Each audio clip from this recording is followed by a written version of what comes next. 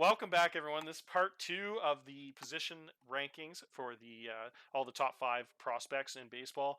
If you didn't catch part one yet, it's up a little bit on the news and article link. But a lot of fun. We had Tyler on here. We're just going to go through the rest of the positions here. So we'll start back at shortstop. Last episode we did catcher first, second, third. Now we're going to do the rest of the positions here. So shortstop at number 5. This position was probably the weakest position out of the group. Andy Alexander is number 5. What can you tell me about Andy Alexander?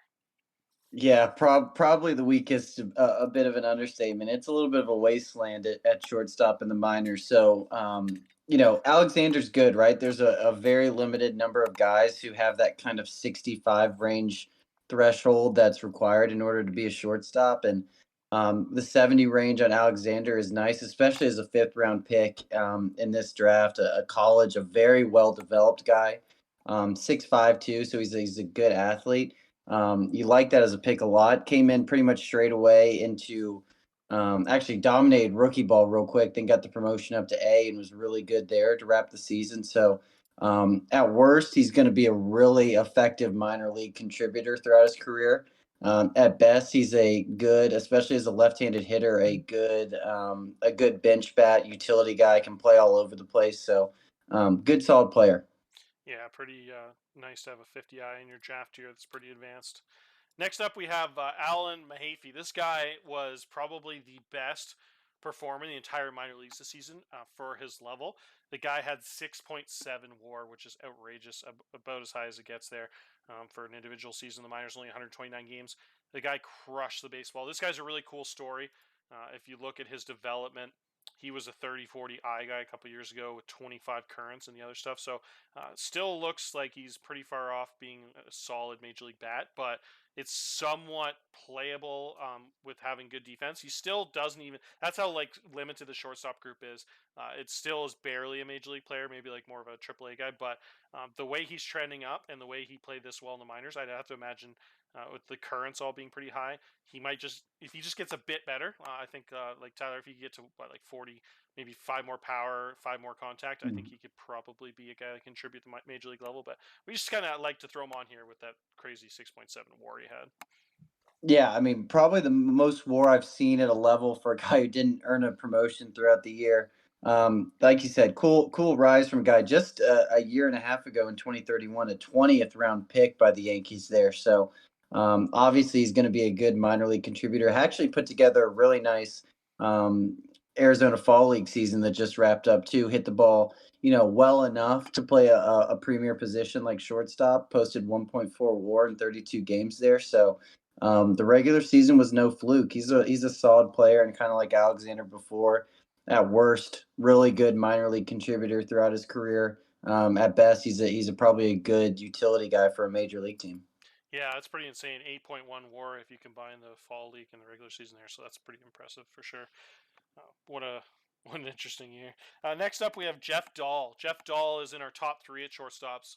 Jeff Dahl just has a little more defense there than the last guy, and pretty nice runner. Has a lot of blue there in those middle categories, and then has a kind of interesting profile. Nice gap power, puts the bat on ball pretty well. Actually has quite a bit of juice there. 40 doesn't really stand out when you first look at it, but for a shortstop, that's not bad. Yeah, he's a cool tweener too, right? As a third round pick this year, where he's got the 70 ranges in the outfield as well. So this is a guy who can go play center for you. Really a true util guy, unlike the ones below, where he can play all of the outfield as well. So I'd actually like to see him get trained up a little bit in center field because I think he could be usable, especially in a big ballpark like Oakland, could be usable there as well. But a lot of big WAR seasons from these guys as there's some limited range in the minors, but as a third round pick came in right away and was very good in rookie ball. So definitely one more to watch here with a little extra versatility, and the bat's not game changing, but it has a little more pop, especially with that gap and that home run that you mentioned, that could do some things. Yeah, pretty nice prospect. Love, like you said, that not too many of those guys love the fact that he has 70 range in both infield and outfield. Very rare skill to have. Top another guy that actually fits that category, Raul Nava here. Actually, I don't know if he does 65 range in the outfield, but pretty close. This top 2 group, Nava here at number 2. kind of takes a little bit of a tier jump. These guys are actually pretty elite defensively. Nava has 80 turn double play. So the bat is really similar to Dahl's that we just talked about, just a little better approach than Dahl. Has the 10 higher eye. Nava's a pretty special player. Guy did really well at high A this season. Just learned short. Went into the year with 0 rating at second and short. Jumped to a 70 and 65 currents. Picked up his positions really well. So he's so elite defensively. Yep. No, it's a solid enough bat, and kind of unlike the ones below him, it's not just a get by at shortstop. It's even with the 50 arm, it's still a really good defensive shortstop with that 75 range and 75 air and 80 turn for me. And the bat is just pretty much solid across the board. So I think once we get into these top two, these are guys with pretty clear starting potential. So be excited to see him. Just as a 20-year-old, was doing pretty well in high A. So looking forward to a big year, kind of as he works through Double A, probably next year. And then he could be up in the majors by the time he's 22. I could see it. Yeah, pretty special talent there.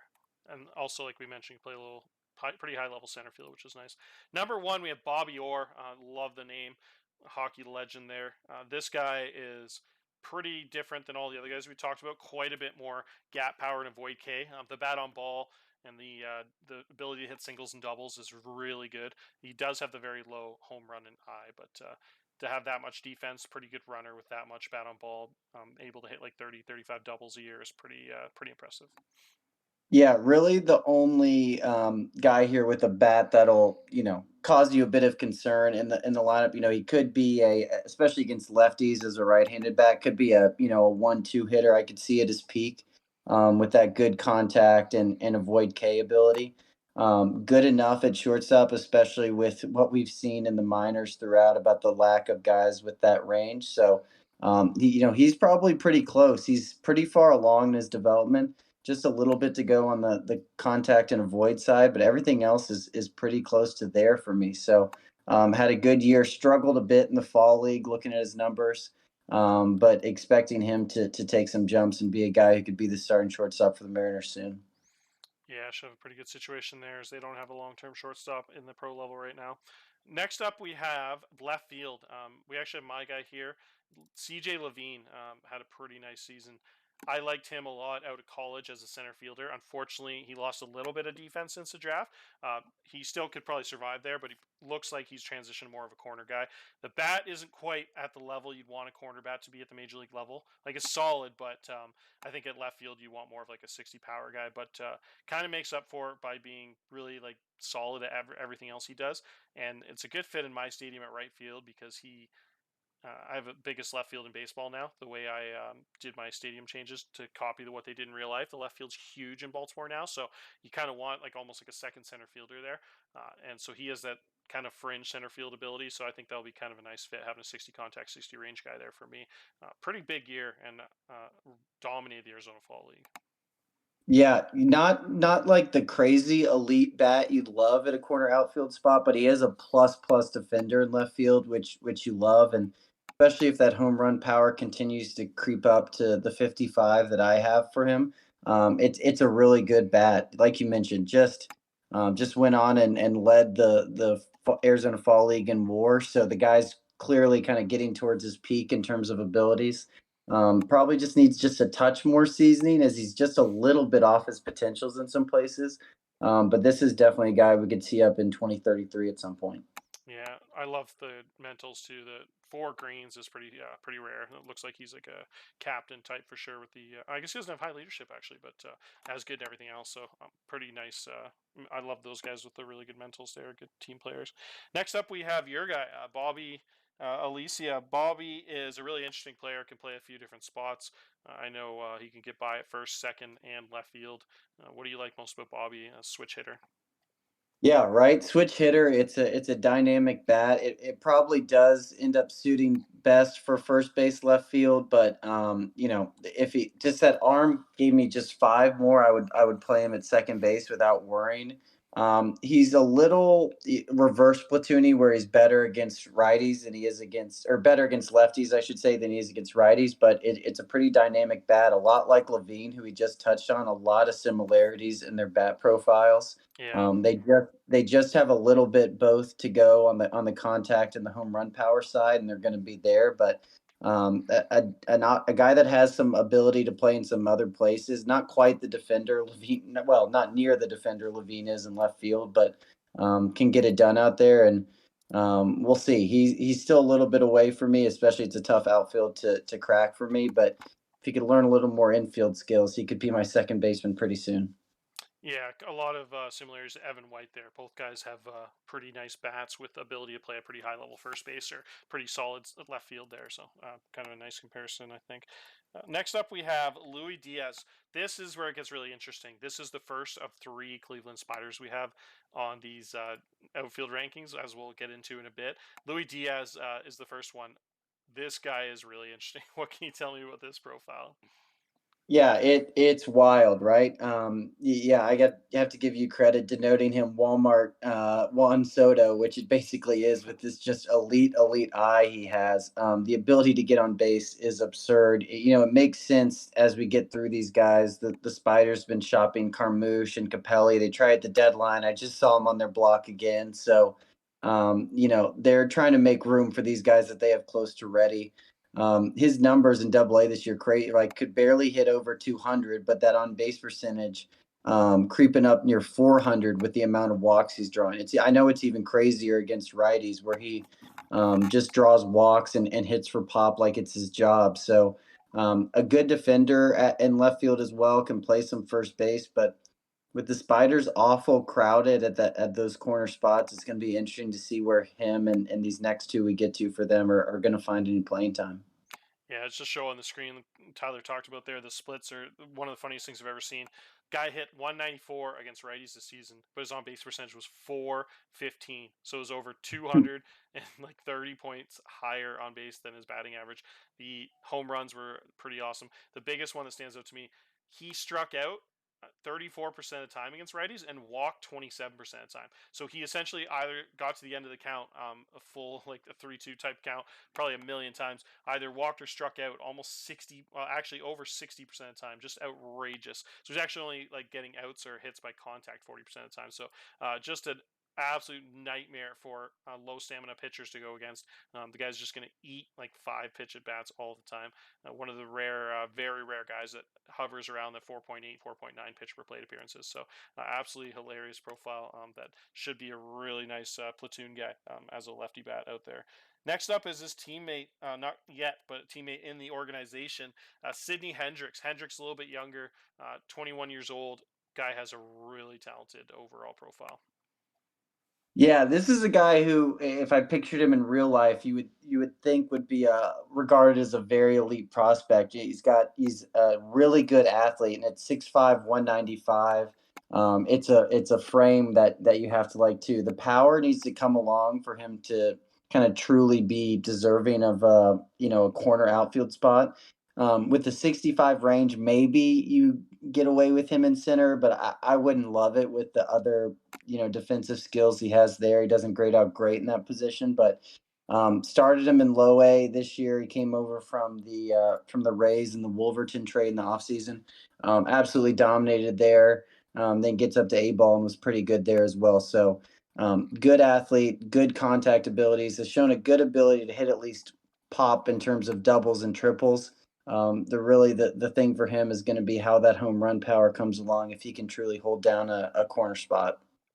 Yeah, that's another one of those guys that's a little more raw than some of the other guys on this list. He's pretty young. A lot of these guys are a little closer to that 70, 75% developed threshold, where this guy's just barely at 60, but the couldn't really leave him off this list with how high the ceiling was and how developed he was for his age. And this is a guy where you look at this profile, type of guy that if he just gets a little better, he becomes like a real star. Like you said, he kind of has to get that 50 power to be like pretty good in the corner, but guy like this, say he did get a plus 10 in the eye potential or went up to 70 contact or something like that, like he would go from good to like very very high level. So you gotta love the ceiling on that. You dream for that on days. Kind of reminds me of, like you said, the beautiful profile, like 6'5", athletic, kind of like a Lewis Brinson, Monty Harrison. Like in real life, there's just like really, really toolsy athletic outfielders, and some of them turn into absolute stars.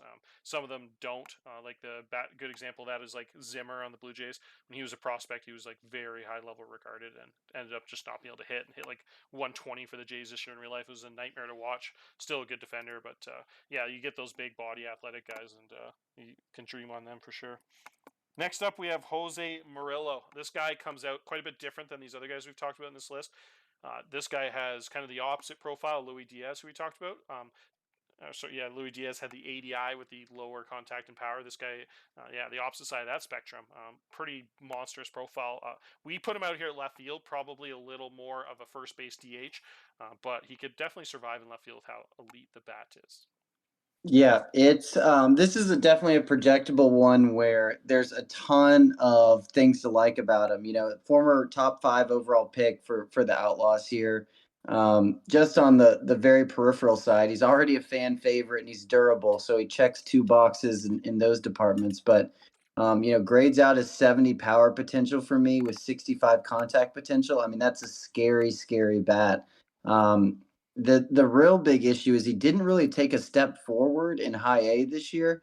Actually was a little worse than he was the year prior, which is not something you like to see at 21, 22, but still a ton of projectable power. Could hit for good average too with kind of his avoid and contact potential. So really like him. Excited to see what he does. This is probably a really big year for him as if he takes some steps forward. He's a guy you could see up, I think, this year, but we'll have to do better than he did in 2032. Yeah, it looks like the base running really took a dive from last year to this year. If you look at that profile, it isn't that crazy different from a guy that's one of the best hitters in baseball, Figueroa in Milwaukee. Both guys have that really high contact and power combination. Difference is Figueroa has quite a bit more gap power, but this guy still has 50 gap power at 22 years old. We can see if that can maybe go up a little bit, even though my scout thinks it's maxed out. But they both have the low I with the high avoid K in contact and power. So kind of like guys that can hit the ball real hard and not have a great on base numbers, but just you do need those guys that can hit doubles and home runs and hit the crap out of the ball. So we'll see if he can develop into top level hitter like his peaks show that he might be able to. Next up is a really interesting guy. Love this guy's production so far in the minors. What can you tell me about Sean McElderry? Yeah, this guy is really dynamic. I mean, I got everything for me grades out as 55 or better, with a lot of it being 60 or better. Just had a great fall league. Led the league in runs, in triples, and slugging, and OPS. Was basically the best hitter in the league. Is a really good athlete. He needs to waste. He's spending too much time playing center field in the minors. Needs to just turn into a first base left fielder, because with this bat profile, it's beautiful for Oakland. That amount of gap power, his ability to run, you just love to see it all. He really just moved throughout the organization really well this year. Dominated A ball, quick stop in high A was good there, and then had a really good end of the year in Double A. So despite being 5'10" off his potentials in most places. A guy who, the A's are needing some talent, and as a 23-year-old, I think we could see him up next year. Yeah, just like Tyler talked about playing all the levels. If you look at the bottom of my screen here, he had over 8 WAR between all the levels here. If you include the Arizona Fall League, pretty ridiculous season, just like that shortstop we talked about earlier. Amazing development over the last couple of years. A Notre Dame guy, so there's a lot to love about that profile. It's pretty much as safe as it gets to be like a solid major league hitter. Kind of like a Dylan Carlson type profile. I think would be a decent comparison. A guy's just kind of like tall, athletic left field type. Play first base, left field, just do a lot of different things. And Carlson, if you look at his profile in Detroit, really similar there. Next up, we have center field. Actually, we'll jump to right field. So right field was a lot like shortstop. There was not too many guys that fit the bill as top prospects there. So I didn't want to waste time talking about a bunch of mediocre guys. So we just did the top 3 here because there was quite a bit of drop off in our opinions between like the 3 and kind of the group that was like 4 to 10. So we'll just talk about these top guys here, and then to make up for that, we added a bunch of guys to center field, which makes sense because in real life, a lot of guys play center field in the minors that end up as right or left fielders in the majors. So we'll just do like an 8-man list at center field and only a 3-man list at right field. So first up was Vinny Doogie Fernandez here. Probably the most raw guy in the entire list of anyone we have up here. Almost didn't put him on, but thought the fact that he was 20 years old and already in AAA, hitting almost 300 in AA and AAA, and the fact that his hit tool and of OAK were just so high, had a lot of stuff to like, and he just seemed he was, like I said, pretty raw in the power and eye, but pretty developed as a bat on ball guy that thought kind of he deserved that spot. Just the fact that he's so young and he was better than so many right fielders that were older than him. What can you tell me about Vinny Fernandez's profile? Yeah, pretty much exactly like you said. They pushed him real hard through the minors. He's another tricky one where you need the power to come along, right, for him to be, totally deserving of a corner outfield spot. Granted, with that 70 arm, he could be a really good right field defender. 55 range is fine out there, and that 70 arm, especially in a ballpark like Washington. Really good athlete. Now 2 straight years of leading the Arizona Fall League in stolen bases, so the guy can run. He stole however many that is, 50 something over the minors this season after stealing nearly 80 last year. So Wow. he's a runner for sure. And with that gap power, those extra base hits, those doubles and triples, they come in bunches. So really dynamic for a young kid. He's another one that I think would be regarded as a pretty high prospect with how kind of projectable that skill set is. The rocket arm, the good athlete. Just needs that eye, and that home run power needs to start coming along. But granted, just 20. They've pushed him really hard, so it's not like next year's going to be his time. But he's going to be a fun one to watch continue to develop. A little bit of just realized looking at that profile how much he reminded me of kind of like a budget version of Stu Kitt, really a Stu Kitt without the as much home run power.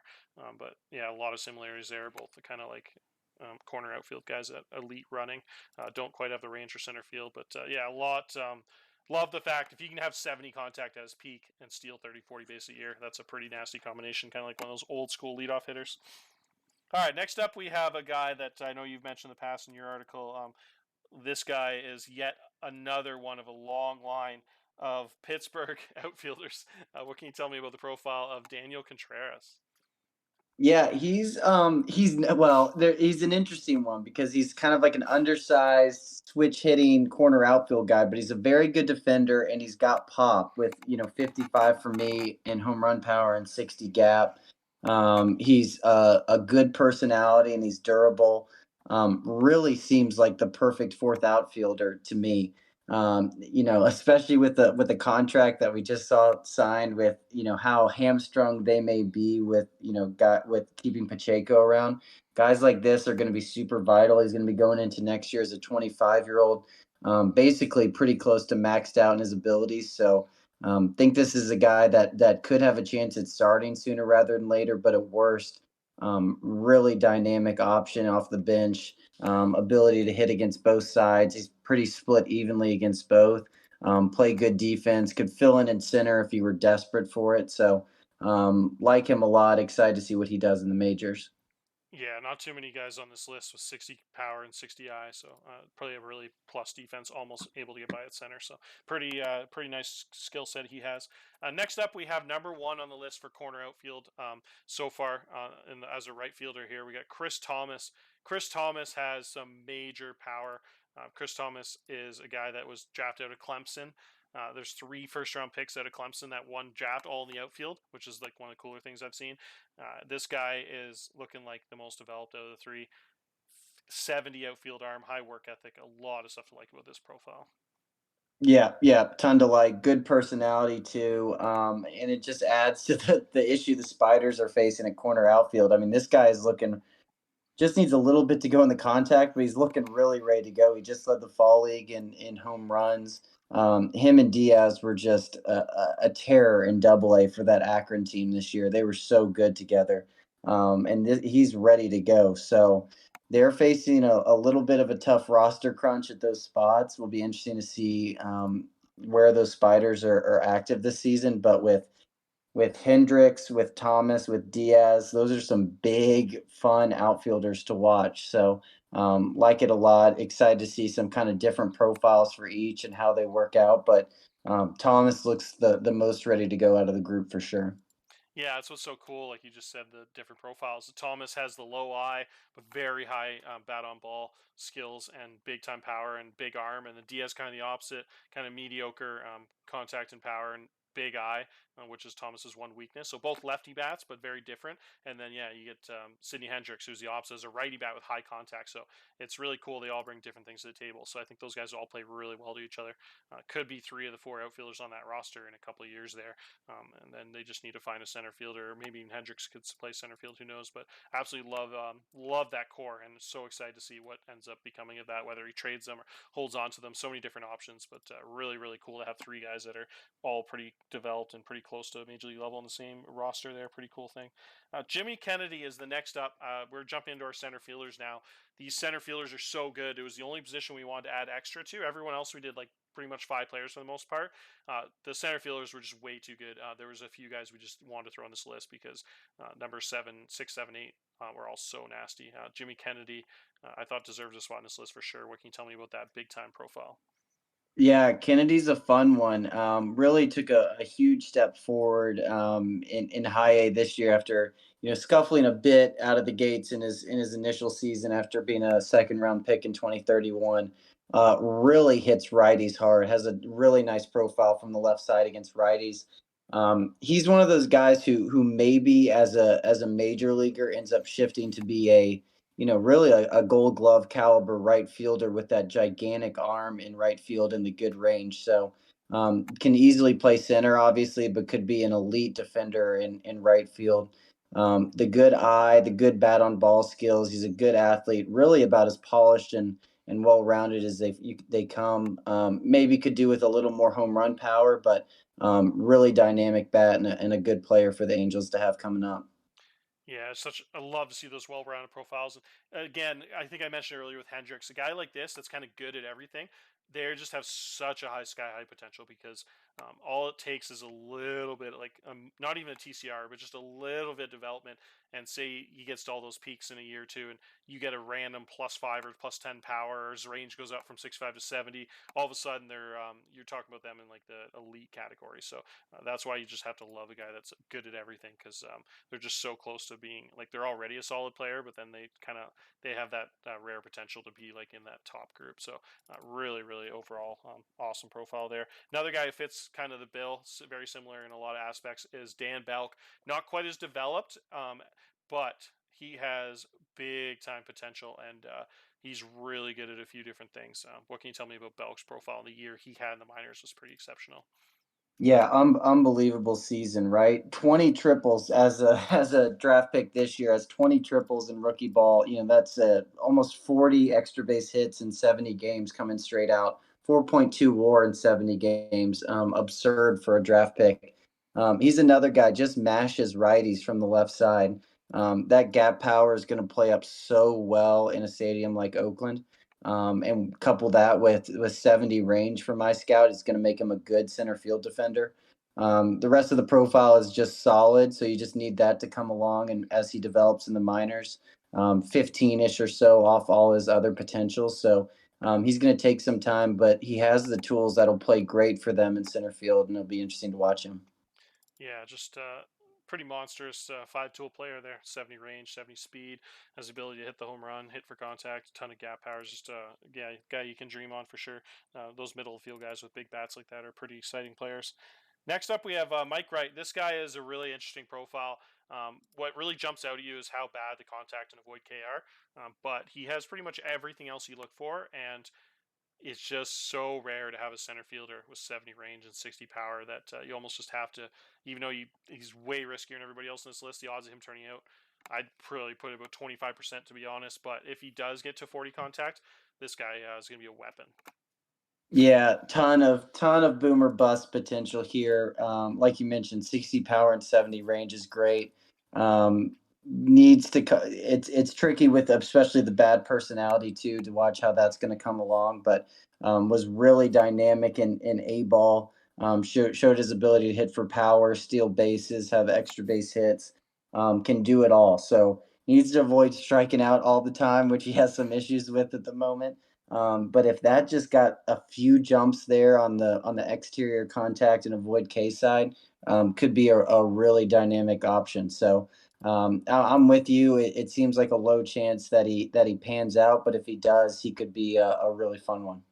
Yeah, big time range power combinations are always exciting.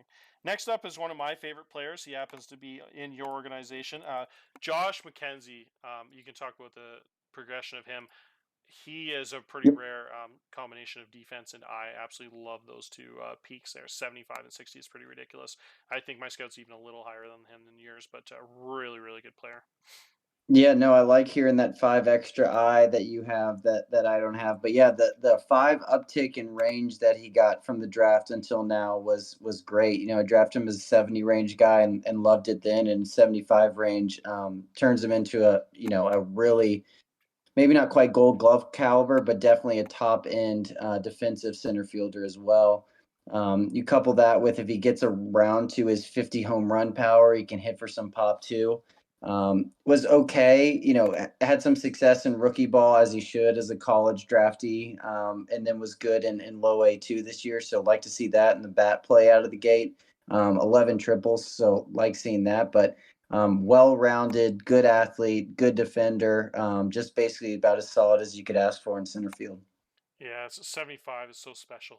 There's one thing to be 65 or 70. Once you get to that 75, 80 tier, talking about real elite Gold Glove, multiple Gold Glove type players. So pretty awesome having him in the same system as Drew Jones, the best defending center fielder in baseball at the time, and probably the best future one too. So that's a pretty cool combination.